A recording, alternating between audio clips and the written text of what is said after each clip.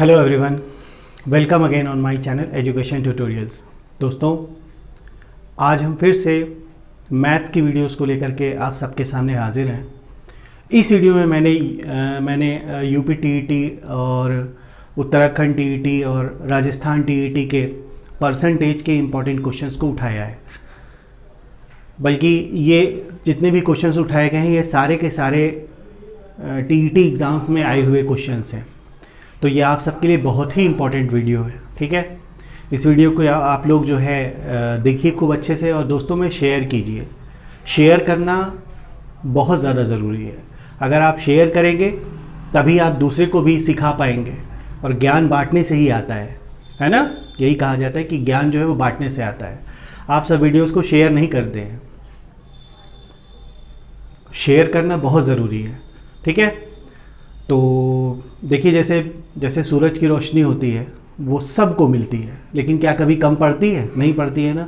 तो ऐसे ही ज्ञान भी होता है। अगर आप बांटेंगे तो आपका ज्ञान और भी मजबूत होगा। ठीक है, तो चलिए देर न करते हुए वीडियोस को शुरू करते हैं और क्वेश्चंस की स्टडी करते हैं। ठीक, चलिए देखिए, पहला क्वेश्चन है आपका कि एक वस्तु का अंकित मूल्य, ठीक है, 500 रुपये है और दुकानदार 5% की छूट देता है और फिर भी 25% का लाभ कमाता है, और वस्तु का लागत मूल्य क्या होगा? ये यूपी टीईटी का आया हुआ क्वेश्चंस है।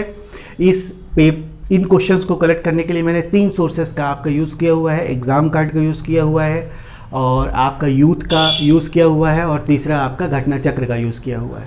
तो 3 सोर्सेस से मेहनत करके आप सबके लिए वीडियोज़ बनाए जा रहे हैं। ठीक है, चलिए, कहा जा रहा है कि अंकित मूल्य, ठीक है, मार्क प्राइस जो है आपका, वो आपका कितना है? अंकित मूल्य जो है ये आपका 500 रुपये दिया गया है, और कहा जा रहा है दुकानदार 5% की छूट देता है। एक बात हमेशा याद रखिएगा कि जो छूट दिया जाता है किसी भी चीज़ पर, वो हमेशा और हमेशा अंकित मूल्य पर ही दिया जाता है। ठीक है, 2-3 मूल्य होता है। एक विक्रय मूल्य होता है जिस दाम पे कोई चीज़ बेचा जाता है, एक अंकित मूल्य होता है जो उस पर लिखा हुआ होता है, अंकित होता है चीज़ पर, और एक लागत होता है जिस दाम पे किसी चीज़ को खरीदा जाता है। तो यहाँ पे कहा जा रहा है कि हाँ, 5% की छूट जो है वो हमेशा अंकित मूल्य पर ही निकलती है। ये बात हमेशा आप लोग याद रखिएगा। ठीक है, तो देखिए अंकित मूल्य 500 रुपये दिया गया है आपका। ठीक है, और कहा जा रहा है 5% की छूट देता है। तो 5% की छूट देने के बाद वो कितने में बेचेगा? मतलब 500 रुपये का 5% की छूट दे दिए तो मतलब 95% उसको मिलेगा ना भाई। चलो 95% इसका ज़रा निकाल लो तो देखो कितना आता है। 5 बार में गया 475 रुपये। यही जो है इस दाम पर क्या करेगा? बेचेगा ना कोई चीज़। लेकिन कह रहा है कि फिर भी वो 25% लाभ कमाता है। मतलब इस दाम पर बेचने पर भी वो 25% का लाभ कमा रहा है। ठीक है, तो लागत मूल्य क्या होगा? सबसे पहले देखो यहाँ पर मान लो कि लागत मूल्य x है। हम यहाँ पर लिख लेते हैं कि लागत मूल्य कितना हो गया? x हो गया। ठीक, अब कह रहा है कि लागत मूल्य पर 25% लाभ वो कमा रहा है। 25% का मतलब क्या हो गया बताओ? 125 ना, मैंने तुम लोगों को सिखाया है। तो यहां पर क्या करोगे? 125 कर लो और बटे में क्या कर लो? 100 कर लो। 125 कैसे आया? 100 प्लस उतना परसेंटेज जो प्रॉफिट हो रहा है। अब बेच दे रहा है इसी दाम पर, और कितने में बेच रहा है? 475 रुपए में ना। यही तो वो रेट है जिस पर वो बेच रहा है। तो मतलब 125% लाभ कमाने के बाद का जो दाम है वो कितना है? मतलब 25% लाभ कमाने के बाद वो है आपका 475 रुपये। ठीक, अब इसी को आपको सॉल्व करना है। 5 5 से 25 हो गया। सॉरी, 5 से काट लो। 5 से काटोगे तो ये 25 बार में जाएगा, और 5 से ये काटोगे तो 20 बार में जाएगा। फिर 5 से काट लो 5 बार में जाएगा, फिर 5 से काट लो 4 बार में गया। ठीक, अब इसको काट लो। 5 9 45 और 2 47। ठीक, 5 5 25 हो गया। अब इसका क्रॉस मल्टीप्लाई कर लो। 4 5 ज़ा 20 के 0 कैरी 2 हो गया। 4 9 ज़ा 36 और 38। ठीक, 38 हो गया। मतलब x की वैल्यू जो आ गई आपकी, वो आ गई 380 रुपये। यही इसका क्या हो जाएगा? यही इसका जो है लागत मूल्य हो जाएगा। ठीक है, तो इस तरीके से ये आपका क्वेश्चन लग जाएगा। लागत मूल्य कितना आ गया? 380 रुपये। इस तरीके से ये आपका क्वेश्चन सॉल्व हो जाएगा। हाँ ठीक है, 380 रुपये आ भी रहा है। ठीक है, चलिए अगले क्वेश्चंस पे आ जाइए। इसी तरह से क्वेश्चंस को आपको डील करना है, ठीक है। चलिए, हमेशा याद रखिएगा कि जो छूट होती है वो हमेशा अंकित मूल्य पर निकलती, लागत मूल्य पर कभी भी नहीं निकलेगी छूट, ठीक है। लागत मूल्य पर प्रतिशत निकल सकता है, आप परसेंटेज देख सकते हैं कितना प्रतिशत का लाभ हो रहा है, लेकिन यहां पर आपको अंकित मूल्य पर ही हमेशा छूट निकलती है। इतना बात दिमाग में बैठा लीजिए बस। चलिए आगे आ जाइए। अगला है आपका कि एक व्यापारी अंकित मूल्य पर 10% बट्टा देने के बाद भी 10% का लाभ कमाता है, ठीक है। ये ऐसे ही सेम टू सेम प्रैक्टिस के लिए मैंने एक एक्स्ट्रा क्वेश्चन और दे दिया था। 10% का लाभ कमाता है, 77 रुपए अंकित मूल्य वाली वस्तु का क्रय मूल्य क्या होगा। ये बिल्कुल सेम टू सेम वैसा ही क्वेश्चन है। देखो अंकित मूल्य कितना दिया है 77, अंकित मूल्य तुम्हारा कितना है, तुम्हारा 77 रुपए, ठीक। 10% का क्या कह रहा है, 10% का बट्टा दे दिया, अंकित मूल्य पर ही बट्टा निकलता है, बट्टा निकाल लो। बट्टा का मतलब 10% बट्टा देने के बाद 10% बट्टा दे दिया मतलब कितना, 90% उसको मिलेगा, ठीक है। यही तो मिला, 10% बट्टा देने के बाद भी वो 10% कमा रहा है, तो 10% बट्टा देने के बाद वो कितना बचा रहा है, यही बचा रहा है। यहां से यहां काट दो तो ये आ गया 7.7, मल्टीप्लाई कर लो। 9 सते 63 के 3 हासिल 6, 9 सते 63 और 6 कितना हो गया, 6 3 9 69, ठीक है। और ये आ गया 69.3 रुपी। अब 10% का लाभ भी कमा रहा है, इसको रखो। अब 10% का लाभ कमा रहा है, लागत मूल्य x मानो, इस तरह के क्वेश्चन में लागत मूल्य x मान लो। 10% का लाभ कमा रहा है मतलब 110% ना, 10% का लाभ का मतलब यही हो गया ना, 10% का लाभ का मतलब 110 है ना, कमा रहा है। कमाने के बाद वो कितने में बेच रहा है, कितने में बेच रहा है, बेचेगा बताओ, छूट देने के बाद वो इतने में ही बेचेगा ना, तो इसी के सामने ये और ये इक्वल है ना, 69.3। भाई देखो 10% लाभ कमाने के बाद वो बेचेगा, और एक तरफ से कह रहा है अंकित मूल्य में छूट देने के बाद बेचेगा ना, तो ये भी बेचने वाला मूल्य हो गया और ये भी बेचने वाला मूल्य निकल के आ गया, ठीक। बस इसी को सॉल्व कर लो, काटो। 11 6 66 और 3 11 3 33, 6.3 जब 10 से मल्टीप्लाई होगा क्रॉस तो आ जाएगा 63 रुपए। ये बिल्कुल ऐसे ही सेम टू सेम क्वेश्चन था पहले वाले की तरह। मैंने प्रैक्टिस के लिए एक क्वेश्चन यहाँ पे और डाल दिया था, तो आपका मूल्य क्या आ जाएगा, 63 रुपए आ जाएगा, यही इसका उत्तर हो जाएगा। चलो अगले क्वेश्चन पे आ जाओ।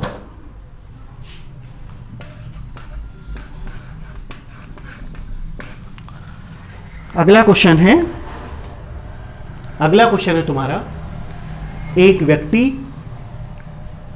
x 100 रुपए की वस्तु को 10% हानि पर से y को बेचता है, ठीक है, चलो कोई बात नहीं, और y उस वस्तु को 10% लाभ पर z को बेच देता है, तो z का क्रय मूल्य क्या होगा। बहुत ही आसान सा छोटा सा क्वेश्चन है।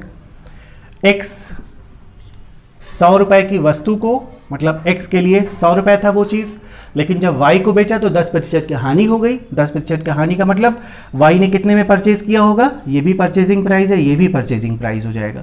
बताओ 10% की हानि का मतलब 90%, 100 का 90% का मतलब 90 रुपए हो गया ना, ये y के लिए परचेजिंग प्राइस हो गया, क्रय मूल्य हो गया। और कह रहा है कि y उस वस्तु को 10% लाभ पर z को बेच रहा है। 10% लाभ का मतलब कितना, अब जब z की बारी आई तो इस पर 10% निकाल लो, 10% का मतलब फिर वही याद करो 110, काट लो, कितना आ गया 99 रुपए, ये आ गया ना। ये क्या हो गया, z के लिए क्रय मूल्य और y के लिए विक्रय मूल्य, ठीक है, यही तो आया।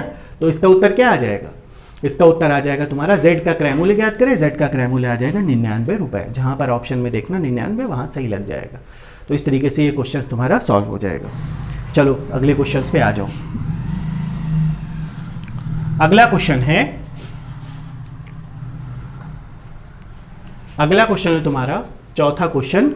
राधिका ने 2.5 लाख रुपए में कार खरीदी, चलो ठीक है, अगले वर्ष उसकी कीमत 10% गिर गई, ये भी ठीक, और पुनः अगले वर्ष, ये पुनः है, पुनः अगले वर्ष कीमत 12% गिर गई। चलो ठीक है, मतलब पहले साल जो कीमत गिरी वो 10% थी और दूसरे साल जो कीमत गिर गई वो 12% हो गई। और कह रहा है इन 2 वर्षों में कुल कितने प्रतिशत मूल्य गिरा, यही निकालना है तुमको। ठीक है, अब इसको क्वेश्चंस को देख करके हो सकता है कंफ्यूज हो जाओ और यहां से यहां करने लगो, फिर यहां से यहां करने लगो, इससे कोई मतलब नहीं है। देखो मैं तुमको बता रहा हूं इसको तरीका क्या है। एक बार ये गिरा प्राइस, एक बार ये गिरा प्राइस, दोनों का ही निकाल लो। मतलब नेट कितना परसेंट गिरा प्राइस ये निकालो। कैसे निकलेगा मैंने बताया था, इसका फॉर्मूला होता है x + y - xy अपॉन 100। इसी फॉर्मूले को अप्लाई करो और इस 2.5 लाख से कोई मतलब ही नहीं है यहां पर। ठीक है, कैसे लगेगा देखो इसको। पहले साल 10%, दूसरे साल 12%, माइनस 12 और 10 का गुणा कर लो, 120/100 कर लो। 12 और 10 मिला के कितना हो गया 22 ना, और यहां पर कितना आ गया 1.2, घटा दो 22 में से 1.2 घटा दो तो आपका आ जाएगा कितना, 10 में से 2 घटाओ 1, 0 और यहां पर 20.8% आ जाएगा आपका उत्तर। 20.8% आपका नेट परसेंटेज वैल्यू गिरी हुई है। ठीक है, यही आपका उत्तर हो जाएगा 20.8%। ठीक है, तो इस तरीके से क्वेश्चंस भी आपका सॉल्व हो जाएगा। आइए आगे देखते हैं क्वेश्चंस को। अगला है आपका कि 20 का 30%, ठीक है, और 30 का 20% का योगफल होगा। ये बहुत ही इंटरेस्टिंग बढ़िया क्वेश्चन है। ऑप्शन में आप थोड़ा कंफ्यूज हो सकते हो उस क्वेश्चन को लेकर के। ठीक है, जैसे 20 का 30% कितना होगा बताओ। 20 का 30% का मतलब हो गया 20 × 30/100, यही तो हुआ, ये आ गया 6। तथा 30 के 20%, 30 का 20% भी कितना होगा 6 ही होगा। 30 का 20% भी आपका क्या हो जाएगा 6 हो गया, का योगफल होगा कितना होगा, यहाँ 6 और यहाँ 6 मिला के 12 हो गया। ये तो आपका छोटा क्वेश्चन हो गया, लेकिन जो ऑप्शन दिया है ना वहां पर आप कंफ्यूज हो जाओगे। वहां पर आपका दिया था ऑप्शन, जो दिया है वो कई सारे ऑप्शन हैं। ऑप्शन में है आपका 1200 का 1%, इस तरीके से दिया है। 1200 का 1% एक जगह दिया है और एक जगह दिया है 120 का 2% दिया है, ऐसे दिया है। अब आप 1200 का 1% है ये, ठीक है। तो आप जब वहां ऑप्शन देखोगे ना तो आप कंफ्यूज हो सकते हो कि ये क्या हो गया, यहां पर ये इस तरीके से दिया गया है। आपको कुछ नहीं करना, आप देखो 1200 का 1% कितना होगा बताओ। 1200 का 1% का मतलब 12 ही होगा ना, तो इसके हिसाब से ऑप्शन कौन सा करेक्ट हो जाएगा, ये वाला ऑप्शन करेक्ट हो जाएगा। तो इसमें 3-4 ऑप्शन में कंफ्यूज नहीं होना। इसी तरह से यूपीटीईटी फंसाएगा। दिसंबर में आपका यूपीटीईटी फिर से दोबारा भेजा गया है प्रस्ताव, हो जाएगा दिसंबर में, ठीक है। उसके जस्ट बाद देखना फिर से नई भर्ती ये निकालेंगे, ठीक है। और बहुत ज़्यादा जो है वो इधर उधर का पढ़ने की ज़रूरत नहीं है। आप इसी प्रैक्टिस सेट जो ये क्वेश्चन दिए गए इनका रिवीजन करो, खूब अच्छे से रिवीजन करो, इसी में से क्वेश्चन देखना बनेगा, ठीक है। जब ये 120 क्वेश्चन ठीक से ये बना नहीं पा रहे हैं तो इनसे बहुत ज़्यादा एक्सपेक्ट ना करो कि कुछ हटा वटा के यहाँ वहाँ करके देंगे, कुछ नहीं करेंगे। यही क्वेश्चन देंगे, थोड़ा सा ऊपर नीचे कर देंगे, ठीक है। यूपीटीईटी और सहायक अध्यापक भर्ती परीक्षा पास करना बहुत आसान है, ठीक है। बस थोड़ा सा मेहनत करो, कायदे से मेहनत करो, हाँ, बस इतना होगा। आइए दोस्तों आगे देखते हैं। 3 क्वेश्चंस आप सबके लिए और है ये, ठीक है, और इनको भी देख लिया जाता है, सॉल्व कर लिया जाता है। क्वेश्चन है एक परीक्षा में कुल परीक्षार्थियों में से 65% विद्यार्थी जो है वो उत्तीर्ण होते हैं। अनुत्तीर्ण परीक्षार्थियों की संख्या 420 है, तो कुल परीक्षार्थियों की संख्या ज्ञात करें, ठीक है। यहाँ पे कहा जा रहा है कि जो टोटल स्टूडेंट्स थे इसमें से 65% जो है तो है वो पास आउट हो जाते हैं, ठीक है। और साथ में जो डेटा दिया है वो अनुत्तीर्ण का दिया है, मतलब पासिंग तो 65 हो गया, तो फेल कितना हो गया बताओ 35%, क्योंकि मैंने बताया ना कुल कितना परसेंट होता है कोई चीज़ 100% होती है, 35% जो है वो फेल हो जाते हैं, ठीक है। और जो फेल होने वालों की संख्या दिया है वो कितना दिया है 420 दिया है। फेल होने का परसेंटेज भी तुमको पता चल गया, फेल होने की संख्या भी पता चल गई, बस इसी को रख लो। हम ये मान लेते हैं कि कुल जो विद्यार्थी हैं वो x है, इसके 35% क्या हो गए, फेल हो गए ना, यही तो हुआ। हाँ, 35% का मतलब 35/100, ये फेल हो गए। अब ये किसके बराबर हो जाएगा, 420 के बराबर। ये भी अनुत्तीर्ण है, ये भी अनुत्तीर्ण है, ये संख्या में है, ये प्रतिशत में है। ठीक है, आप इसको सॉल्व कर लो। 5 से काटो 7 बार में गया, 5 से काटो 20 बार में गया, 7 से काटो 60 बार में गया, और x बराबर तुम्हारा निकल के आ जाएगा 1200। देखो इस तरीके से क्वेश्चन तुम्हारा सॉल्व हो जाएगा। ठीक है, छोटा सा क्वेश्चन इस तरीके से सॉल्व हो जाएगा। चलो आगे आ जाओ। अगला है आपका, कहा जा रहा है किसी संस्था में सदस्यों की संख्या 2500 है, 2500 है। यदि वह संख्या पहले वर्ष 10% बढ़ती है, कह रहा है पहले साल 10% बढ़ रही है और दूसरे साल 10% घट जाती है, तो दोनों वर्षों बाद सदस्यों की संख्या में कितनी वृद्धि या कमी होगी। पहले साल 10% बढ़ रही है और दूसरे साल 10% की कमी हो रही है। ठीक है, तो इसको निकालने के लिए देखो, मैंने नेट जो कमी होगी वो हमेशा याद रखो। अगर उतना ही प्रतिशत बढ़ रहा है और उतना ही प्रतिशत घट रहा है, तो हमेशा और हमेशा जनसंख्या घटेगी, हमेशा और हमेशा जनसंख्या घटेगी। याद कर लेना, हमेशा जनसंख्या घटेगी वहां पर जहां एक साल उतना ही % बढ़ रहा है और अगले साल उतना ही प्रतिशत जो है वो कम हो जा रहा है। नेट कमी कैसे निकालेंगे, देखो नेट कमी निकालने के लिए क्या करोगे, नेट कमी निकालने के लिए जितना बढ़ रहा है वो और जितनी कमी हो रही है वो और बटे में 100 कर लो, मतलब 1% आएगा और क्या आएगी, 1% की कमी आ जाएगी। ठीक है, अब सदस्यों की संख्या 1% कम हो रही है। पहले साल 2500 थी, अगर 1% कम हो गई तो मतलब 25 कम हो गई। अब कितनी हो जाएगी बताओ, 25 सदस्य कम हो जाएंगे। ठीक है, संख्या में वृद्धि या कमी होगी तो बता दोगे दोनों वर्षों में के बाद सदस्यों की संख्या में कमी होगी, 25 सदस्यों की कमी होगी। उत्तर में ऑप्शन में यही दिया गया है और ये यूपीटीटी का क्वेश्चन है, ऐसा ही आया है। तो यहां पे क्या होगा, 25 सदस्यों की, बताओ क्या, वृद्धि या कमी, कमी, यही उत्तर हो जाएगा। ठीक है, इस तरीके से क्वेश्चन भी तुम्हारा सॉल्व हो जाएगा। आगे आ जाओ। ये बहुत छोटा सा क्वेश्चन, 50 विद्यार्थियों की एक कक्षा है जिसमें 40% लड़कियां हैं, तो लड़के कितने हैं। एकदम छोटा सा क्वेश्चन है। कुल 50 विद्यार्थी हैं, 40% लड़कियां हैं, तो 60% लड़के हो गए।